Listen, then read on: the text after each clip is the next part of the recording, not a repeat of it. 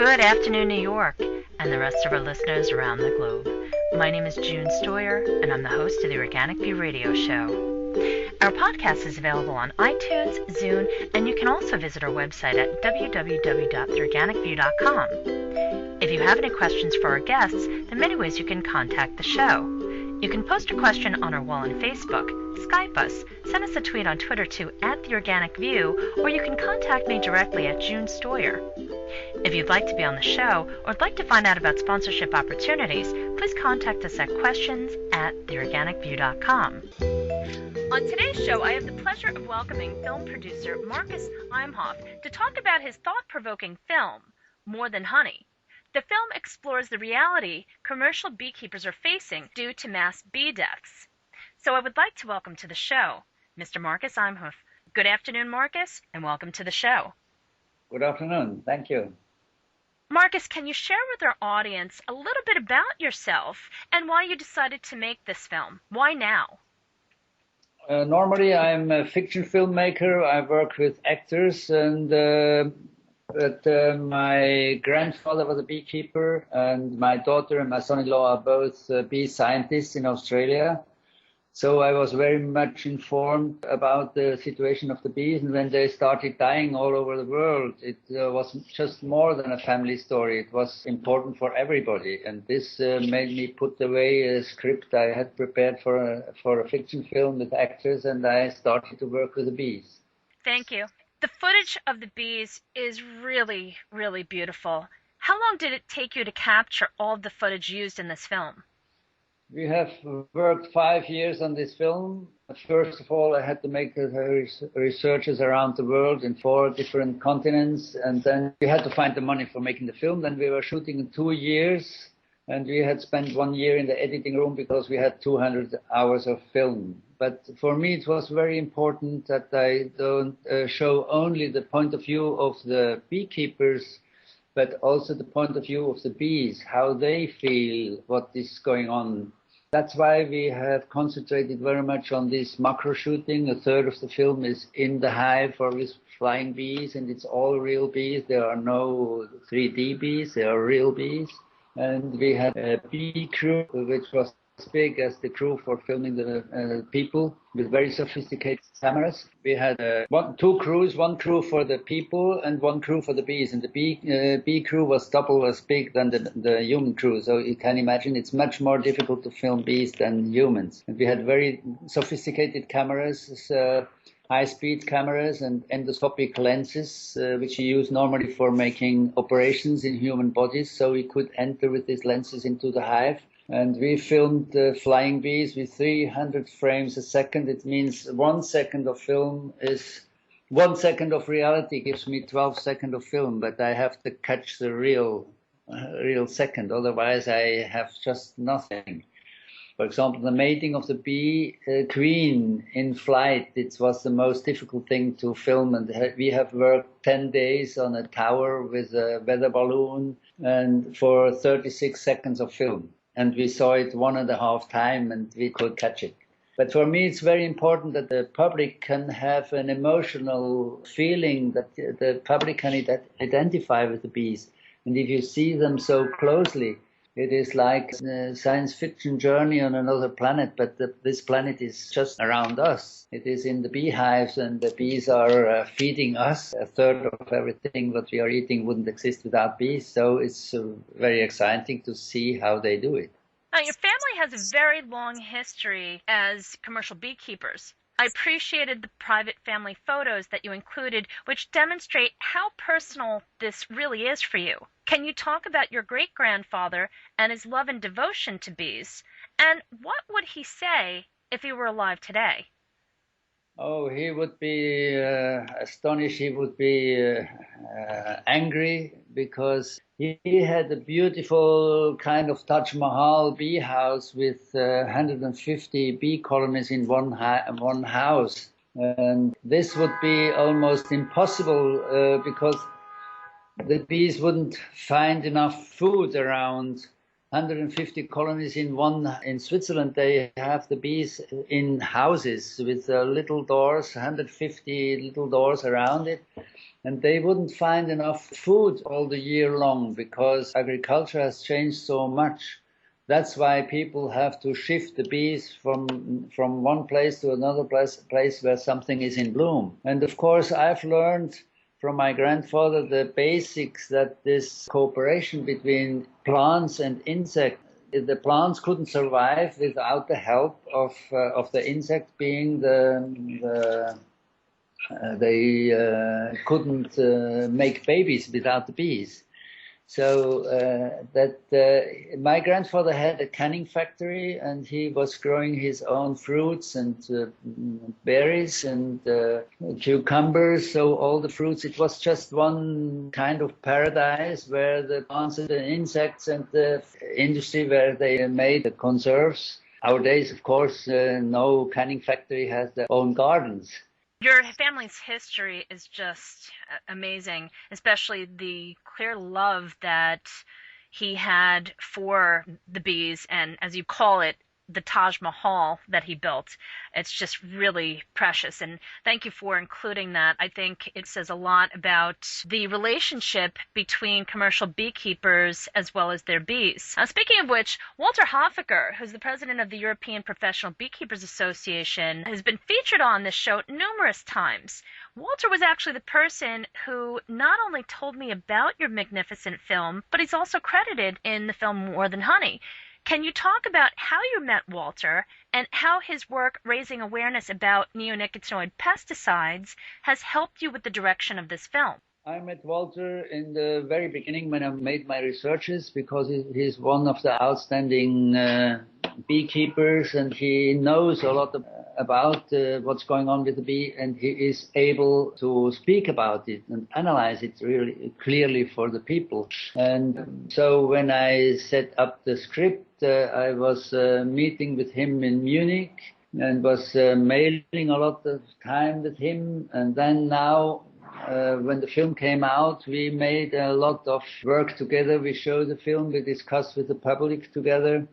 And he is traveling with the film also to foreign countries and to committees and to political conventions. He was working also very hard on the ban of the neonicotinoids, these very dangerous pesticides in the European Parliament. I came myself as well to Brussels, and we made a screening in the European Parliament, and we made a discussion there. And it was interesting to see the airport in Brussels, where all the parliamentarians have to pass when they fly in to Brussels. There was a big poster of Syngenta, that's the factory making these dangerous pesticides, with a bee with a varroa mite on her head. And it was written, "Here the cause of the dying bees is staring in your face, Syngenta." So the chemical industry makes publicity for the varroa mites, telling that that's the cause of the death. And they make the publicity to the people who have to decide about the ban. And of course, the banners of our film, the posters of our film, they are not so costly as this banner of the chemical industry. So you can see how afraid this chemical industry is about the ban. And I'm very, very happy that after it failed first time, the ban of the neonicotinoids, after a month, then it was restored, and it is banned now for 2 years. It's very short, but at least it's a big sign, and I hope it will change something. Well, in the film, you point out that your children now live in Australia, where there is no evidence of varroa mites. Can you talk about your children and how this has become more of a continuous family matter? I'm not sure if it is venom of the bee stings of my grandfather still in our blood, which made my daughter a biologist and a bee scientist, and she married a professor, a bee scientist. So it's the bees has been, let's say, the pets of our family since more than 100 years. And then, of course, I'm very happy, and I'm sure my grandfather would be very, very lucky and happy to hear it. And you see in the film even my grandchildren in bee suits already playing with the drones and with naked hands. They have the drones on their hands. They are confident with the bees very much, and so I'm sure they will go on with the bees as well. What is very interesting in the University of Western Australia, where they work,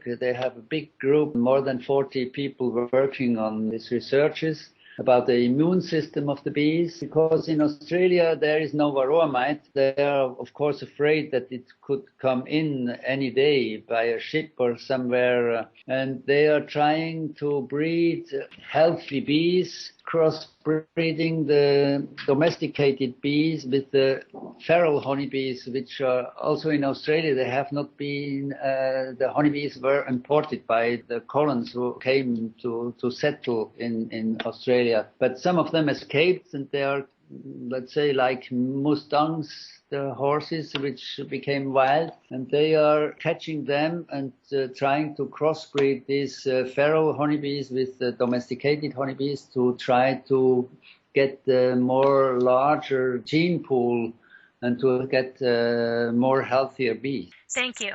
Can you talk about what you learned from neurobiologist and bee researcher Professor Menzel? Professor Menzel, he studies the brain of the bees. He lives in Berlin. He wants to find out what the bees can learn, how they communicate together. He is interested in the individual single bee because the swarm is composed by a lot of single individuals, and a lot of bee scientists think bees are just robots. There are stimulus and response and not feelings. And he says that even the beehive itself, which is a family, as you know, that because the queen is the mother of all the bees, they have special feelings and they can feel how they are treated. It's like a swarm or a hive is like one body with composed of 50,000 single bees. So he is studying how it works together, the single bee and the swarm, and he is making experiments about how the bees can find their way, how they make a certain kind of maps of the landscape. We had filmed a very interesting experiment where a bee comes home and she knows already it's a very good place to find it is sugar because it's an experiment where it's a good food resource. And then another bee tells this bee from another place where it must be even better. And then he puts a little antenna on the bee and is following this bee with radar to know where she is flying now. Is she going there where she knows where is a good food resource, or to the place the other bee told her where it should be even better? And meanwhile, he had taken away this first sugar, and the bees comes there and nothing else is left. But she remembers what the other bees told her, and outside she flies directly to this other place where the other bees has indicated. So it is a very complicated math problem which she can resolve. I would not be able myself, and then she flies home. So he finds out how a bee makes a decision. So if you see these bees from very close, then you will estimate them much more. If that is just a flying thing around your head and you make a movement with your hand and you will catch her away. So if you watch things really carefully, you understand them more. Markus, you did a magnificent job capturing that on film. How difficult was it, and how long did it take to capture that one segment which shows Professor Menzel's research? Oh, it was very difficult because if you follow a bee on the radar, you can see a green spot flying and you can see where it flies. But if you have to film it, a flying bee with an antenna on the back, it's quite a difficult job. And because we were filming with these high-speed cameras, if we could catch 1 second of the flying bee, we had 12 seconds of flight. But it was very difficult to catch this second and this very second. And often we had just the air and no bees on the frame. With the help of all these people of Professor Menzel and my team, and we have had a bee whisperer who helped us, a man who understands very good the bees, so we could manage to make it visible. Well, you did an excellent job, especially just showing what the bee is experiencing, and I have to say it's extremely impressive. And I think for people that are watching the film More Than Honey, they're really going to have a better understanding of what is really going on. So thank you for including so much thought and insight into what these bees are experiencing. I personally appreciated it very much. It's also very poetic, you know, if you really see how the bees are made, and these huge eyes, even hairy eyes, they have hair on the eyes to feel the wind, and how the complicated tongue, if you can see how they are licking nectar and hearing, so you can really be a bee yourself a little bit. There were two parts of the film that were truly intense. The first was the aerial coverage of the California almond groves, and then the second was the hand pollination process in China. How long do you think we have before that hand pollination process becomes a reality here in the United States? And also, how many people do you think it would take to pollinate the almond groves in California? It would be completely impossible to do all this almond pollination by hand, because one almond would cost like a Swiss watch. And you couldn't do it in this few weeks where the almonds are in flower. And it's just too big. It's, you know, the concept of monoculture is wrong as a basic. Of course, it is much easier to work if all the trees are in one line, and you just go with a tractor, and it's easier than having one tree there and another tree there. The United Nations Food Report says if you are going on in this way of, I call it a totalitarian agriculture, we can't feed the world. And this is the excuse with which the agriculture industry always says we have to do it in this cruel way because it's necessary, because the people would starve if we don't feed them in this way. But the UN food report says we should produce much more locally and in smaller structures, and then we can feed the world. If we make all the food in Brazil and in China, we make just technical stuff, and all the food has to be transported. The nature was another invention once. Everything was together, and there has been trees and berries and animals and man. And now these monocultures wants to make industry out of nature. And of course, if you make an industry out of nature, you need a very harsh police in this totalitarian structure. And these policies are the pesticides, because a monoculture is a paradise for pests. But for example, corn, they use these neonicotinoids for corn, for example. And it's necessary only because you plant corn in the same field every year. But you could fight the pests of the corn, which is eating the roots of the corn. You could find it with a fight with potatoes. If you put potatoes next year, and then the pest couldn't survive, it would starve, and because the pest which eat corn doesn't eat potatoes. But it's just a simple example how it could be done without this toxic material. Without bees, all this 100,000 of acres of almonds there, even if all the population of Mexico would come to California, they wouldn't be able to do it in the short time, because they wouldn't be even able to prepare all the pollen for doing it. Because you have first to catch the pollen and then to bring it back to the trees. And you can see this woman which is doing this in the film in China, how incredibly intense the work is.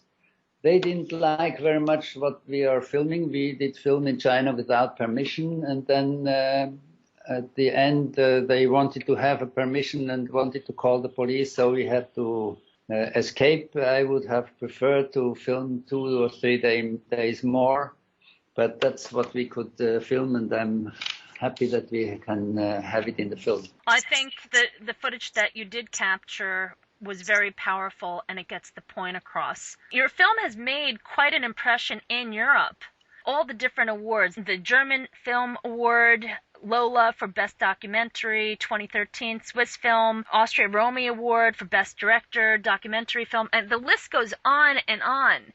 Now, from what I understand, this film was instrumental in raising awareness as far as the public is concerned about neonicotinoid pesticides, and now you have a tour of the United States along with a book launch. So can you share with our audience where the tour is going to be going and when the book will be available for purchase?